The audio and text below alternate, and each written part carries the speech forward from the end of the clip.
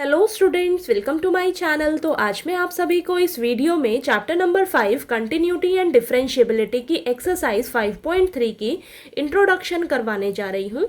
तो बेटा आपके पास इस एक्सरसाइज 5.3 में दो टॉपिक्स हैं। फर्स्ट है डेरिवेटिव्स ऑफ इम्प्लिसिट फंक्शंस और सेकंड है आपके पास derivatives of inverse trigonometric functions. ठीक है, तो चलिए सबसे पहले हम करते हैं डेरिवेटिव्स ऑफ इम्प्लिसिट फंक्शंस। तो इम्प्लिसिट फंक्शन समझने से पहले हम समझते हैं कि एक्सप्लिसिट फंक्शंस क्या होते हैं। ओके, तो देखिए, an explicit function clearly defines a dependent variable y in terms of independent variable x। It is easy to solve. तो देखिए बच्चा, एक्सप्लिसिट फंक्शंस में हमारा जो y वेरिएबल होता है वो डिपेंडेंट होता है, ठीक है, और ये जो x वेरिएबल होता है ये इंडिपेंडेंट वेरिएबल होता है। ठीक है, यानी कि एक्सप्लिसिट फंक्शंस में आपका जो y वेरिएबल होगा ना वो अकेला एक साइड में होगा और दूसरी तरफ आपके x वेरिएबल वाली टर्म्स होंगी। ठीक है, तो ये जो फंक्शंस होते हैं इन्हें बड़ा ही इजीली सॉल्व किया जा सकता है। इनका डेरिवेटिव जो है वो हम बहुत ही इजीली निकाल सकते हैं। ठीक है, निकाल लेते हैं। तो यहाँ पर मैंने देखिए एग्जाम्पल भी दिया है, जैसे कि y is equal to 3x + 1, y is equal to x - pi. तो यहाँ पर आप देख पा रहे हो कि जो मेरा y वेरिएबल है वो एक तरफ है और ये जो x वेरिएबल वाली टर्म्स है वो एक तरफ है। ठीक है, तो y जो है वो x के ऊपर निर्भर है। ठीक है, तो इस तरीके का फंक्शन का डेरिवेटिव निकालना बड़ा ही इजी रहता है। इससे पीछे जो हमारे पास क्वेश्चंस मिले, हमें जो फंक्शंस हमें मिले वो इसी तरीके के तो थे, ऐसे ही थे ना। y एक तरफ था और बाकी टर्म्स जो x वाली टर्म्स थी वो एक तरफ थी, तो इनका डेरिवेटिव निकालना बहुत ही इजी रहता है। ठीक है, तो y आपको एक तरफ दे रखा है और जो x वाली टर्म है जो इंडिपेंडेंट वेरिएबल है वो एक तरफ है। ठीक है, तो इनका डेरिवेटिव हम इजीली निकाल लेते हैं। तो चलिए अब इम्प्लिसिट फंक्शन समझते हैं कि वो कैसे होते हैं। ओके, अब मेन हमारे पास इस एक्सरसाइज में है इम्प्लिसिट फंक्शंस। तो आइए समझते हैं। देखिए, an implicit function describes a relationship where the dependent variable y is not isolated but mixed with the independent variables x। ठीक है, तो यहाँ पर देखिए बोला है कि हमें पता है कि जो हमारा y होता है वो डिपेंडेंट वेरिएबल होता है और x हमारा इंडिपेंडेंट वेरिएबल है। ठीक है, तो जो y वेरिएबल होता है वो अकेला नहीं होगा। ठीक है, अकेला नहीं होगा, वो इंडिपेंडेंट वेरिएबल के साथ मिक्स्ड होगा बच्चा। ठीक है, यानी कि x और y वेरिएबल जो होंगे वो दोनों मिक्स्ड होंगे एक साथ। ठीक है, तो उस तरीके के फंक्शन को हम क्या कहते हैं? Implicit functions. ठीक है, इम्प्लिसिट फंक्शंस वो फंक्शंस होते हैं जिसमें x वेरिएबल और y वेरिएबल आपको एक साथ दिखेंगे। ठीक है, यानी कि डिपेंडेंट वेरिएबल और इंडिपेंडेंट वेरिएबल आपस में मिक्स्ड दिखेंगे, आपको एक साथ दिखेंगे। फॉर एग्जाम्पल, यहाँ पर मैंने एग्जाम्पल लिया है, देखिए, x² + xy + y² is equal to 25। अब आप यहाँ पर ध्यान से देख पा रहे होंगे आपका जो y वेरिएबल है क्या वो आपको अकेला एक तरफ दिया हुआ है, एक साइड में दिया है? नहीं। ठीक है, ऐसा नहीं दे रखा ना कि y एक तरफ दे रखा हो और x वाली टर्म दूसरी तरफ दी हो। ठीक है, ऐसा नहीं दे रखा। आप यहाँ पर देख पा रहे होंगे आपको ये मिक्स्ड दे रखा है। जो x वेरिएबल है और जो y वेरिएबल है वो आपस में मिक्स्ड दे रखे हैं।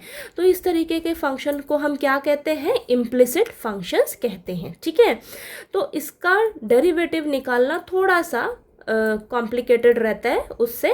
ठीक है, एक्सप्लिसिट फंक्शन से तो आपको डिफरेंस क्लियर हो गया होगा। एक्सप्लिसिट फंक्शंस में जो y वेरिएबल होता है वो अकेला एक साइड में होता है, जो डिपेंडेंट वेरिएबल होता है एक साइड में होता है, इंडिपेंडेंट वेरिएबल आपका एक साइड में होता है। ठीक है, तो थोड़ा डेरिवेटिव निकालना ईजी रहता है।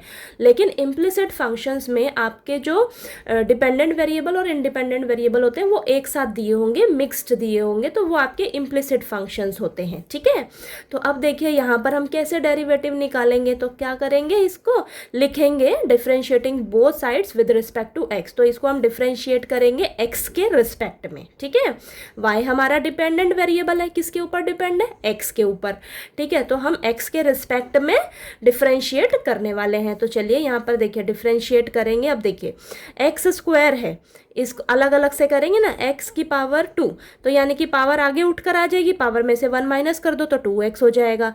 अब यहाँ पर आप दो फंक्शंस देख रहे हो, x और y आपस में दोनों मल्टीप्लाई में दिए हैं, तो यहाँ पर प्रोडक्ट रूल लग जाएगा, यानी कि पहला फंक्शन एज इट इज, दूसरे फंक्शन का डेरिवेटिव y का derivative dy by dx। Okay, फिर y function as it is, x function का हम डेरिवेटिव लेंगे, क्या होगा 1।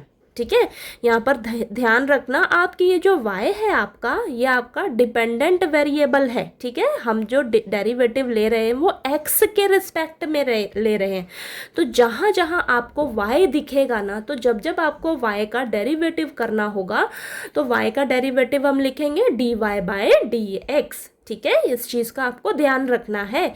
y आपका डिपेंडेंट वेरिएबल है बच्चा, तो हम x के रिस्पेक्ट में डिफ्रेंशिएट करते हैं। ठीक है, तो y जब भी आपको दिखे तो इस चीज़ का ध्यान रखना है, y का जब डेरिवेटिव यहाँ पर हम ले रहे हैं तो उसकी जगह हम लिखेंगे dy बाय dx।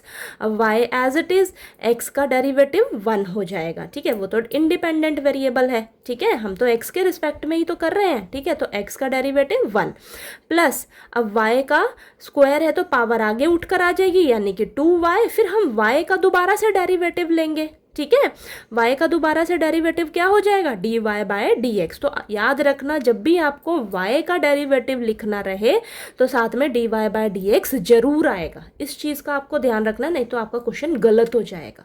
ओके, ठीक है, अब देखिए यहाँ पर ये तो कांस्टेंट टर्म है, इसका 0 आ जाएगा डेरिवेटिव। ठीक है, अब यहाँ पर देखिए बच्चा ध्यान से, 2x as it is, x into D Y by D X plus Y plus 2y dy by D X, ये है आपके पास। अब हम क्या करेंगे, dy बाई डी एक्स वाली टर्म एक तरफ रखेंगे, हमें तो dy बाई डी एक्स ही तो चाहिए। ठीक है, तो उनको एक तरफ रखेंगे और जो बाकी जिनके साथ नहीं है dy बाई डी एक्स उसको दूसरी तरफ ले जाएंगे। ठीक है, तो देखिए यहाँ पर अब dy by D x common लिया हमने यहाँ पर, तो यहाँ पर कॉमन कि ये आएगा आपके पास। अब ये नेक्स्ट स्टेप में क्या हो जाएगा, डिवाइड में चला जाएगा। ठीक है, तो देखिए dy बाई डी एक्स आपके पास निकल कर आ गया।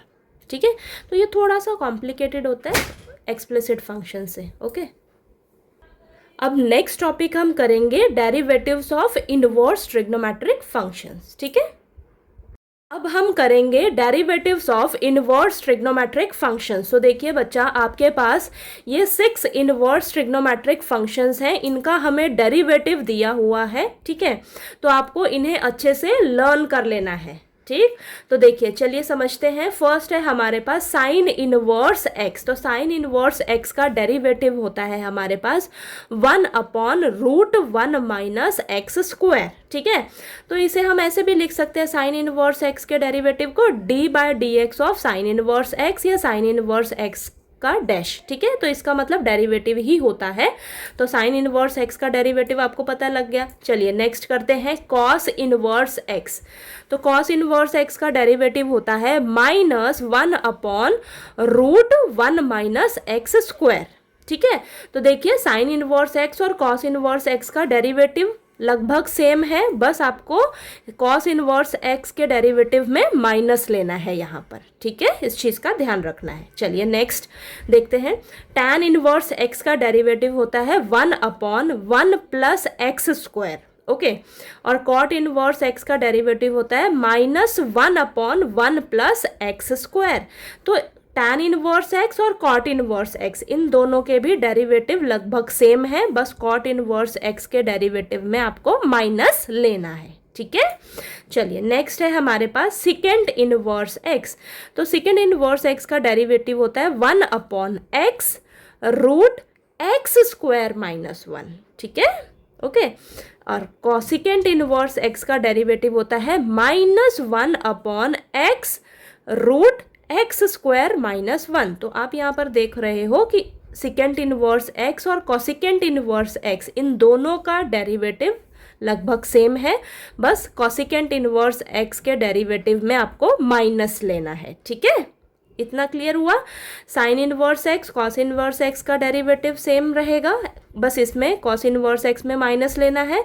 इन दोनों का सेम रहेगा, बस कॉट इनवर्स x में माइनस लेना है। इन दोनों का सेम रहेगा डेरिवेटिव, बस कोसेकेंट इनवर्स में x में आपको माइनस लेना है, ठीक है। यानी कि आप यहाँ पर एक बार देख रहे हो ध्यान से, आपको छोटी सी ट्रिक बता दूँ मैं कि जो जो सी से शुरू है ना बच्चा, जो जो सी से शुरू है, देखिए अब ये कॉस इनवर्स एक्स सी से शुरू है, कॉट इनवर्स एक्स सी से शुरू है, कोसिकेंड इनवर्स एक्स सी से शुरू है, जो सी से शुरू है उनका नेगेटिव में रहेगा, ठीक है, उनका नेगेटिव रहेगा डेरिवेटिव, ठीक है। माइनस याद रखना है, लगाना, माइनस भूलना नहीं है, ठीक है।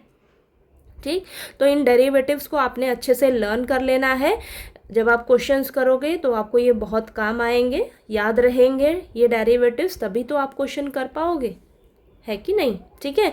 तो इन फॉर्मूलाज को आपने अच्छे से लर्न कर लेना है, ओके। तो देखिए हमने इस वीडियो में 2 टॉपिक्स कवर कर लिए, डेरिवेटिव्स ऑफ इम्प्लिसिट फंक्शंस और derivatives of inverse trigonometric functions, ठीक है। तो आपको अच्छे से क्लियर हो गया होगा। फिर भी कोई डाउट हो तो प्लीज़ आप पूछ लीजिएगा, और अगर आपको मेरा वीडियो अच्छा लगे तो प्लीज़ वीडियो को लाइक कीजिएगा, शेयर कीजिएगा और ज़्यादा से ज़्यादा सब्सक्राइब कीजिएगा चैनल को। Thank you so much.